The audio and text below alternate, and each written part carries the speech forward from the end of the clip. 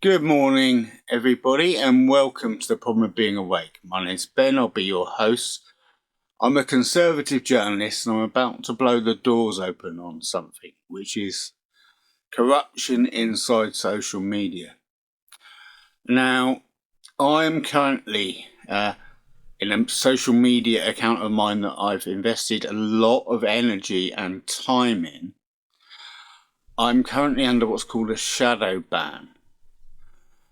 Which is where they cloak your account from the public, but they give you just enough views to let you know something's wrong, but they don't actually, they just make them up.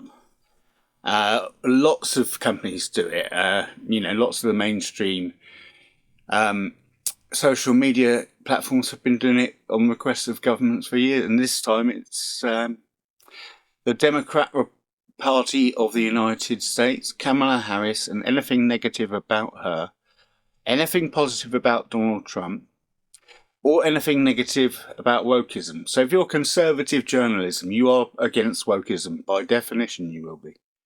And if you follow American politics, as I do, as I report on it, you get to know things about it. You know that actually America can't survive another 4 years under this socialist style government they have now. It has to be Donald Trump, whether people like him or not.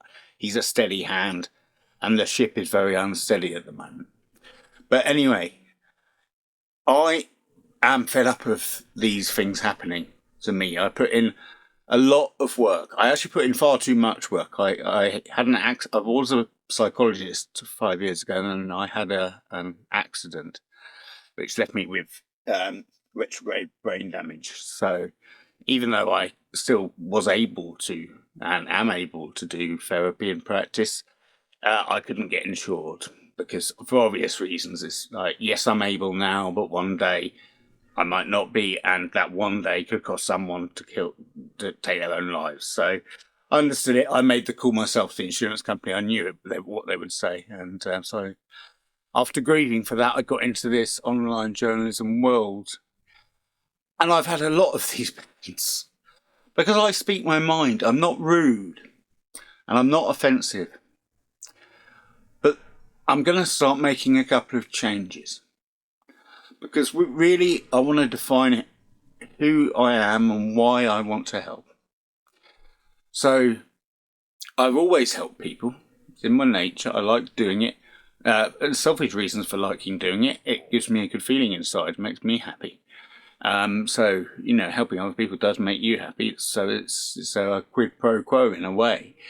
But I want to bring back psychology more into my videos. And I will be making some long form videos where I can kick back, relax, and just have a chat with you guys about an issue.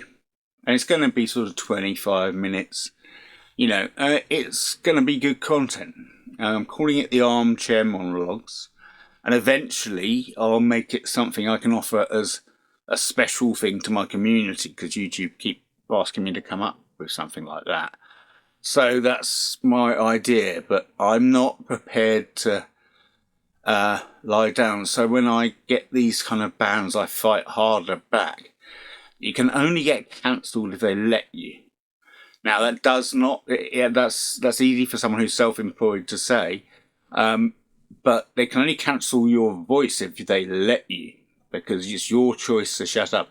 But I do recognise there have been very real world consequences for people who have spoken their minds. So for me, I believe the stakes are far greater risked if I don't speak my mind than if I do. So from my videos, although I'm going to make some political videos, some observational videos, and psychological videos. And some of my opinions will seem hard because of my absolute stance against the woke mind virus, because I understand it entirely and I know what it's doing to younger and younger minds. Thankfully, the newest generation is not taking it at all. They don't want any of this woke stuff. Now, being a conservative and having good values is rebellion. And that's a great thing to have in the Western world. So I really appreciate all of my supporters, all my followers. If you see someone's accounts and you see, hold on, that looks bad, they've stopped getting any views or whatever, it's probably because they've said something and therefore the censorship umbrella comes out. It is ready and available to come out at all times, and you have to wait 3 or 4 months for it to lift, and you have to adopt the way you do everything to make sure that you're not doing the same thing. I got far enough into helping Donald Trump on the election as far as I could. I'm not famous, and I don't like the word influencer. I prefer sort of thought leader, because that's kind of what I am. I mean, my other social media platforms just say as a description of my bio, I think too much, which is true. I do. I think a lot, and I put a lot of those thoughts on video. So that's me. Someone asked me what my brand is and what I want it to be. So that's it. I want to help people.